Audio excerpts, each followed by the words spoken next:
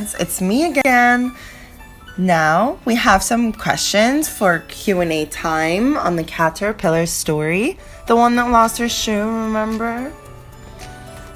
Caterpillar went to see her friend. Do you remember who was the first friend she went to? The spider. Good job.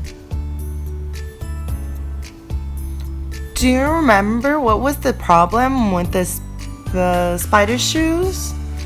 What about them? They were too small. Look, it's too small. Too small. Good. Then afterwards, where did the caterpillar go? Remember? Near a pond? The frog, yes. There. Okay. Do you remember what happened with the frog's shoe? What about the shoes? They were too big. They weren't just big, they were too big. Look at the difference. Too big, right? And then the caterpillar went to... It hops in the grass, remember? Grasshopper, yes.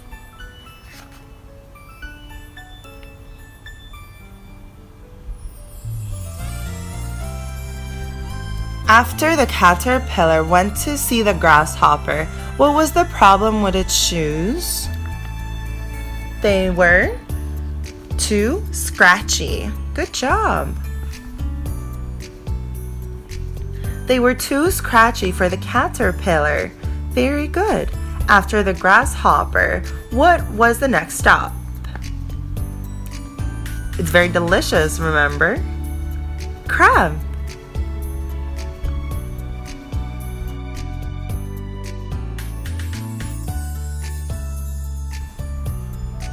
Now, what was the problem with the crab's shoes? They were digging in the sand, remember? They were too sharp. Very good. Too sharp. After the caterpillar went to see the crab and couldn't find any shoes she left, she was sad. Good. So, she went into a cocoon.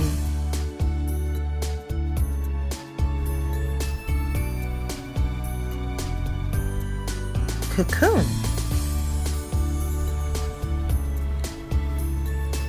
Cocoon. Good. Then days went by, and then what happened to the caterpillar after she went to the cocoon? Do you remember? She grew into a beautiful, what's that? Butterfly, yes.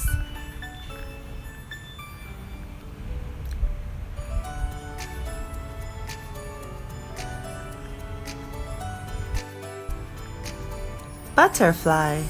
Now, let's move to the questions. Our first question is, why do you think all the caterpillar's friends tried to help her, even though it might not fit her?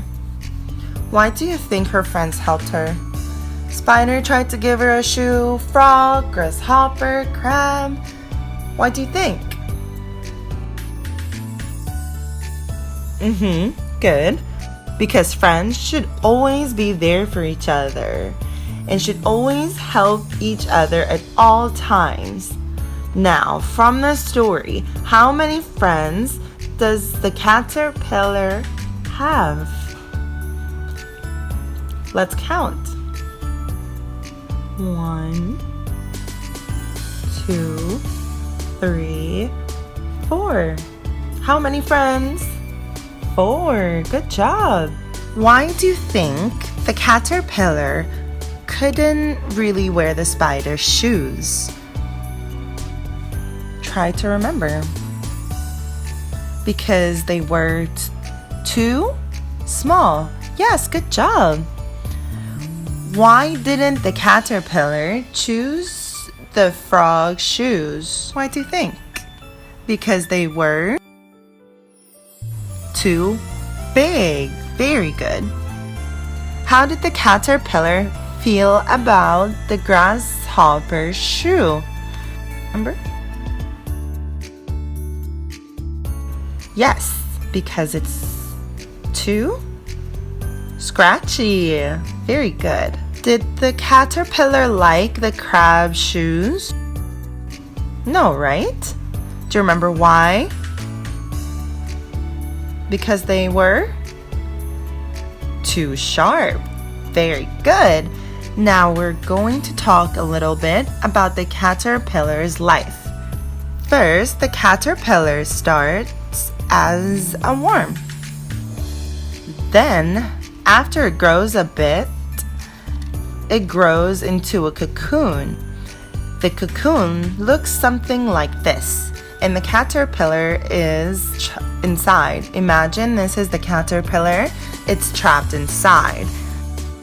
It makes a silk thread around it, and we use it to make our clothes. Now the cocoon protects the caterpillar.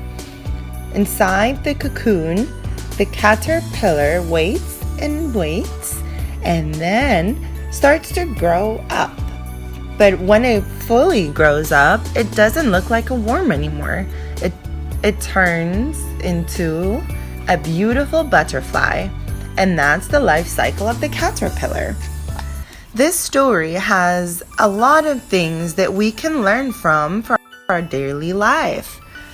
The first thing is never give up and to never stop trying.